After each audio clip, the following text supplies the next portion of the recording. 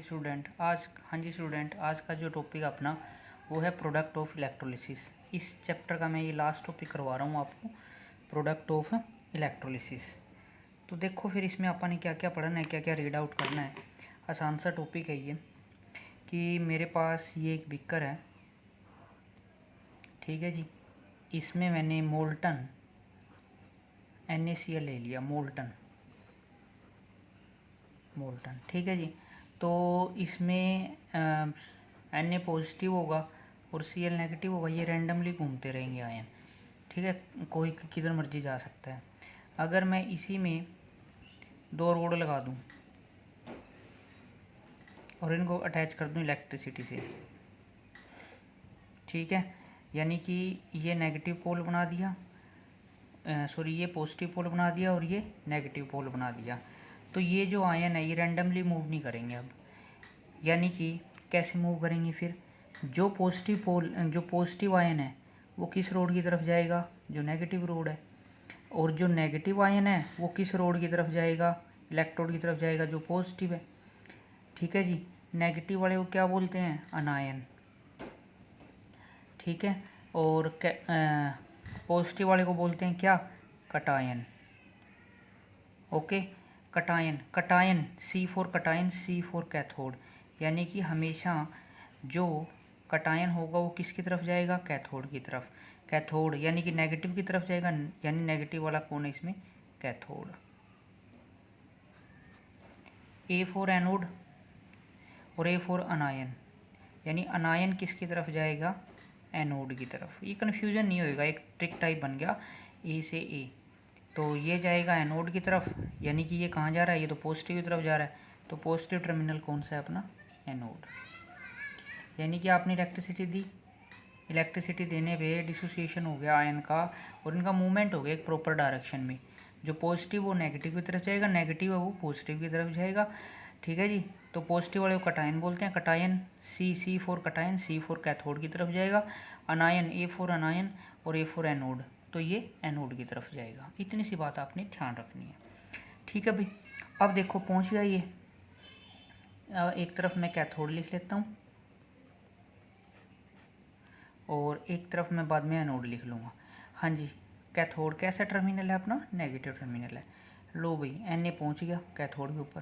कहता हाँ भाई बताओ फिर। अब जैसे ही ये कैथोड पे पहुँचेगा, कैथोड पे बच्चे मैंने पहले ही बताया आपको, रिडक्शन होगा। रिडक्शन का मतलब होता है gain of electron, gain of electron. लो जी इसने गेन कर लिया इलेक्ट्रॉन का और Na सॉलिड बन गया, यानी कि कैथोड के ऊपर Na डिपॉजिट होना स्टार्ट हो गया। डिपॉजिट, रोड मोटी होती जाएगी, मतलब कि ढूंढो कैथोड कहाँ है, ये तो ये वाली रोड पे Na डिपॉजिट होना स्टार्ट हो जाएगा। आपसे पूछेगा इस क्वेश्चन में प्रोडक्ट ऑफ इलेक्ट्रोलिसिस में बताओ कैथोड पे क्या बना, तो आंसर क्या आएगा, Na। अब देख लेते हैं एनोड। एनोड पे जाएगा कौन, अनायन। अनायन कैसा है, अनायन तो नेगेटिव है खुद, तो एनोड कैसा है, पॉजिटिव है। यानी कि एनोड पे तो अपने पढ़ा हुआ है ऑक्सीडेशन है, ऑक्सीडेशन यानी कि लॉस ऑफ इलेक्ट्रॉन।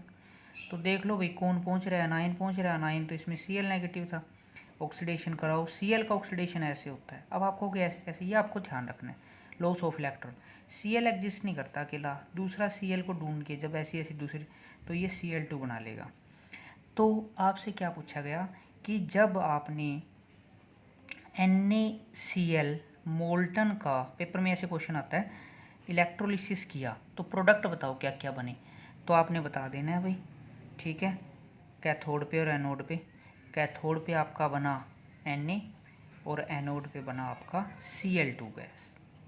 ये आपके प्रोडक्ट हो गए इलेक्ट्रोलिसिस के, ठीक है। आपको Na भी मिलेगा और Cl2 भी मिलेगा जब आपने मोल्टन NaCl का किया इलेक्ट्रोलिसिस।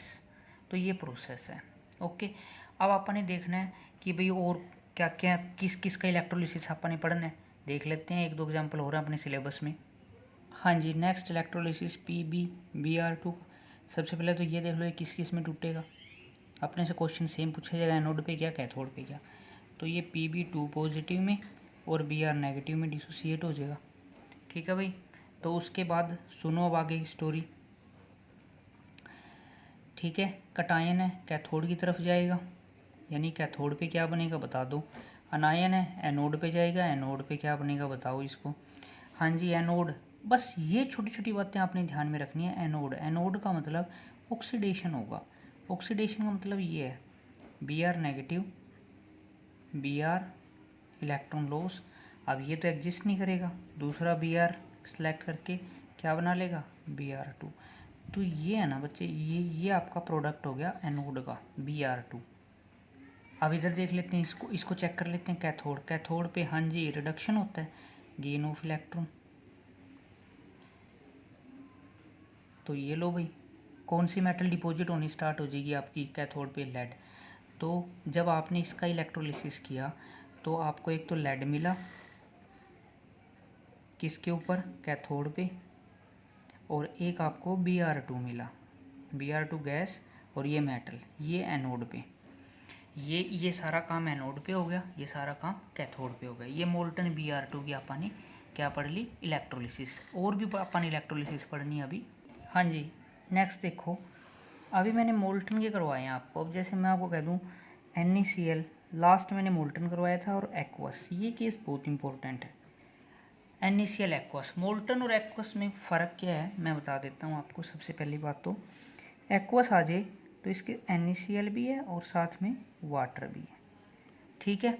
अब इसका इलेक्ट्रोलिसिस पढ़ना है अपन ने, ठीक है। अब इसका इलेक्ट्रोलिसिस पढ़ने के लिए वही सबसे पहले तो कटायन और अनायन में डिसोसिएट करो।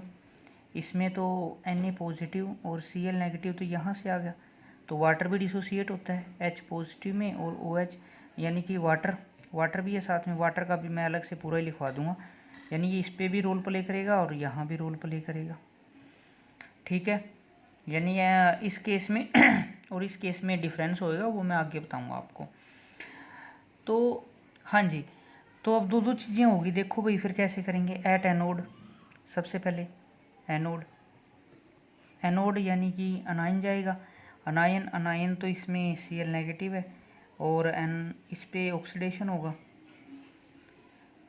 तो ये इसका टाइप है। यानी कि कौन सी गैस बनी, Cl2। अब आप पूछोगे सर पीछे वाले में भी तो Cl2 थी, लेकिन इसमें वाटर का भी तो ऑक्सीडेशन हो सकता है, क्योंकि देखो मैंने बोला है कि साथ में कौन है, वाटर, साथ में कौन है, वाटर। तो वाटर का ऑक्सीडेशन कैसे होगा ये आप देख लो। वाटर का ऑक्सीडेशन ऐसे शो करोगे। हाँ जी बच्चों, वाटर का ऑक्सीडेशन आप ये देख लो ध्यान से, बड़ी काम आएगी ये भी रिएक्शन। ऑक्सीडेशन में इलेक्ट्रॉन लॉस, एक H आयन और O2, ये ऑक्सीडेशन है वाटर का, ठीक है। किसका ऑक्सीडेशन है, वाटर का। तो ये आपने ध्यान रखना है, वाटर का ऑक्सीडेशन ऐसे होता है। अच्छा एक बात सुन लो, एक टाइम में इन दोनों में से एक ही रिएक्शन हो सकती है, दोनों नहीं होंगी। एक टाइम में एक ही रिएक्शन होगी, या तो Cl2 जाएगा या फिर O2 जाएगा, ठीक है। लेकिन अब ये कैसे डिसाइड होगा कि कौन सी रिएक्शन होगी, ये कैसे डिसाइड होगा कि अब सिर्फ और सिर्फ इन दोनों में से एक रिएक्शन होगी, और वो कौन सी होगी। इसके लिए एक छोटा सा रूल करना पड़ेगा आपको। जिसका ऑक्सीडेशन पोटेंशियल ज़्यादा होगा उसका ऑक्सीडेशन होगा। अब कन्फ्यूजन ये भी हो सकता है कि ऑक्सीडेशन पोटेंशियल कहाँ से याद करें। इलेक्ट्रोकेमिकल सीरीज है ना, उसमें सबके दे रखे हैं, फिर सबके याद कैसे करें। तो मैं इसलिए कहता हूँ कि ये 6-7 एग्जाम्पल हैं, इनमें ध्यान ही रख लो, ठीक है जी। इसमें आप ध्यान ही रखना है कि जब इन दोनों का कंपटीशन होगा ना, इन दोनों का जो कंपटीशन होगा, तो इसका मतलब ये है बच्चे, जब भी क्लोरीन का और वाटर का कंपटीशन होगा तो क्लोरीन आगे जाएगा, SO3। इस वैसे तो आप टेबल से देख सकते हो, इसका भी ऑक्सीडेशन पोटेंशियल चेक कर सकते हो, इसका भी ऑक्सीडेशन पोटेंशियल चेक कर सकते हो, लेकिन वही है कि कितने का आप ऑक्सीडेशन पोटेंशियल याद रखोगे। तो एग्जाम्पल से ही थोड़ा ध्यान रख लो, जब भी क्लोरीन का और वाटर का मुकाबला होगा तो क्लोरीन जाएगा, ठीक है। इसका SO3 ज़्यादा होता है, तो ये रिएक्शन नहीं होएगी। तो एनोड पे कौन सी गैस बनेगी, Cl2। कौन सी गैस बनेगी, Cl2। ये वो केस हैं जब आपके पास एक से ज़्यादा कैंडिडेट हैं एक रोड के ऊपर। यहाँ 2 कैंडिडेट हो गए थे, क्लोरीन भी और वाटर भी, ठीक है। तो ये मैंने आपको बताया। तो यहाँ से याद रखने वाली बात क्या है कि वाटर और क्लोरीन का अगर कंपटीशन होता है तो क्लोरीन गैस जाएगा किसके ऊपर, एनोड के ऊपर, ठीक, क्योंकि इसका SO भी ज़्यादा होता है। अब कैथोड को देख लेते हैं। हाँ जी स्टूडेंट, अब कैथोड पे जाने वाला कौन कौन है देखो। कैथोड के लिए आप ये ले लेते हैं। कैथोड पे एक तो Na पॉजिटिव था, साथ में वाटर था, तो Na का जो रिडक्शन है वो ऐसे हो गया, वाटर है, वाटर का रिडक्शन सीखो आप लोग। वाटर का रिडक्शन होगा, वाटर का जो रिडक्शन है वो ऐसे होता है भाई, OH नेगेटिव प्लस H2, ठीक है। अब फिर वही बात, कैथोड पे जाने वाले कितने कैंडिडेट हो गए फिर, दो, एक तो Na हो गया और एक H2 हो गया।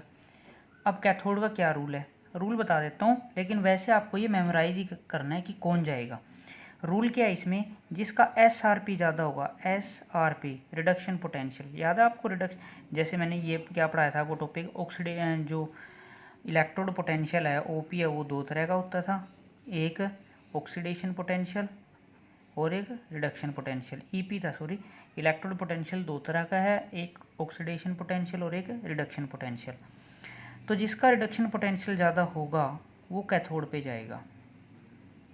तो अगर आप टेबल में देखते हो इलेक्ट्रोकेमिकल सीरीज वाली में, तो SRP यानी कि स्टैंडर्ड रिडक्शन पोटेंशियल वाटर का ज़्यादा होता है, किसके कंपैरिजन में, Na के कंपैरिजन में। तो ये रिएक्शन कैथोड पे नहीं होएगी और ये रिएक्शन कैथोड पे होएगी। अब आपको तो ये याद रखना, डाटा याद नहीं रखना, कि जब कंपटीशन हो जाए Na का और वाटर का तो वाटर जाएगा, ठीक है जी। तो कैथोड पे कौन सा प्रोडक्ट गया, हाइड्रोजन। एक बार रिकैप कर लेते हैं आप, कि जब आपा ने क्या लिया, NaCl एक्वस लिया, तो क्या हुआ कि जो आपको एनोड पे और कैथोड पे प्रोडक्ट मिले, कैथोड पे आपको हाइड्रोजन और एनोड के ऊपर आपको कौन सी गैस, Cl2 गैस मिली, ठीक है। एक तो ये ध्यान रखना है। एक इसका बाई प्रोडक्ट क्या हुआ, by product, by product, by product देखो, यहाँ पर कौन रह गया भाई, OH, ठीक है। OH बचा है सॉल्यूशन में और एक Na है, तो ये क्या बन जाएगा, NaOH, ओके। तो ये आपने एक्वस NaCl का इलेक्ट्रोलिसिस पढ़ा है और इसके प्रोडक्ट हैं। हाँ जी, अब आप इलेक्ट्रोलिसिस पढ़ लेते हैं कॉपर सल्फेट का, ठीक है। तो कॉपर सल्फेट में वही है कि सबसे पहले आप स्टडी कर लेते हैं एनोड के ऊपर, एनोड, एनोड पे क्या होगा, ऑक्सीडेशन, ठीक है जी। तो ऑक्सीडेशन के लिए अपने पास, तो एनोड A4 अनायन, अनायन कौन है इसमें, SO4 2 नेगेटिव और साथ में वाटर भी है, ये भी ध्यान रखना है। तो सल्फ़र की यहाँ अगर आप X मान के ऑक्सीडेशन स्टेट निकालते हो +6, ये इससे ज़्यादा ऑक्सीडाइज्ड हो ही नहीं सकता, +6 से ज़्यादा, तो इसका तो ऑक्सीडेशन पॉसिबल है नहीं। तो बचा कौन, वाटर। तो वाटर का ऑक्सीडेशन कैसे होगा, ये मैंने आपको लास्ट लेक्चर में बताया था। वाटर ऐसे टूटता है, एक तो इलेक्ट्रॉन, एक H पॉजिटिव और साथ में कौन सी गैस देगा, ये O2, ये वाटर ऑक्सीडेशन हो गया। यानी कि एनोड पे इस केस में जो मिलने वाला प्रोडक्ट है वो कौन है, O2। हाँ भी, अब कैथोड पे देख लेते हैं, कैथोड पे कटाइन जाएगा, यानी कटाइन तो ये है, ठीक है। रिडक्शन इसका ये होगा और वाटर का रिडक्शन अभी अपन ने थोड़ी देर पहले किया था। वाटर का रिडक्शन में क्या क्या आएगा अपने पास, OH नेगेटिव और H2, ठीक है जी। अब वही है कि जैसे लास्ट में मैंने बताया था, एनोड पे क्या देखना है, दोनों का क्या चेक करना है, एनोड के ऊपर oxidation potential SOP standard oxidation potential, जिसका ज़्यादा होगा वो जाएगा। तो इसमें इसका ज़्यादा था वाटर का, तो ये चला गया। इसमें क्या देखना था, SRP स्टैंडर्ड रिडक्शन पोटेंशियल, जिसका ज़्यादा होगा वो जाएगा। तो ये कॉपर का ज़्यादा होगा तो कॉपर जाएगा, ठीक है। तो इसका मतलब कैथोड पे ये रिएक्शन हो जाएगी और एनोड पे ये रिएक्शन हो जाएगी, यानी कैथोड का आपका प्रोडक्ट कौन है, कॉपर, और एनोड का प्रोडक्ट कौन है, ऑक्सीजन, ठीक है। अच्छा, SRP SOP की वैल्यू याद ना रखनी है आपने, आपने सिर्फ इतना ही याद रखना है, कॉपर और वाटर में कंपटीशन होगा तो कॉपर, वाटर और SO4 में कंपटीशन होगा तो वाटर, ठीक है। तो ये आपने थोड़ी थोड़ी चीज़ें आपने ध्यान रखनी है। हाँ जी बच्चों, एक बार फिर इसको रिकैप करते हैं। जब आपने कॉपर सल्फेट और वाटर का इलेक्ट्रोलिसिस किया, यानी कि एक्वस CuSO4 का इलेक्ट्रोलिसिस किया आपने, तो अपने को क्या क्या था अपने पास, Cu2 positive, SO4 2 negative, water का H पॉजिटिव और OH नेगेटिव। तो ध्यान रखना है आपने, ये नहीं गया था, ठीक है। इधर से यहाँ से कौन गया था, कॉपर, ठीक है, और इधर से कॉपर, यानी कि वाटर ने क्या दिया था, ऑक्सीजन, और ये किस में कन्वर्ट हो गया था, कॉपर में। सॉल्यूशन में क्या क्या बचा, एक तो H बचा और SO4 बचा। क्या बना इससे, H2SO4। यानी nature of solution, nature of solution जो बचा है उससे नेचर डिसाइड होएगा। क्या बचा है, H2SO4, इसका नाम क्या है, सल्फ्यूरिक एसिड, यानी कि सॉल्यूशन का नेचर कैसा हो जाएगा, एसिडिक हो जाएगा। ये आपने बात ध्यान में रखनी है।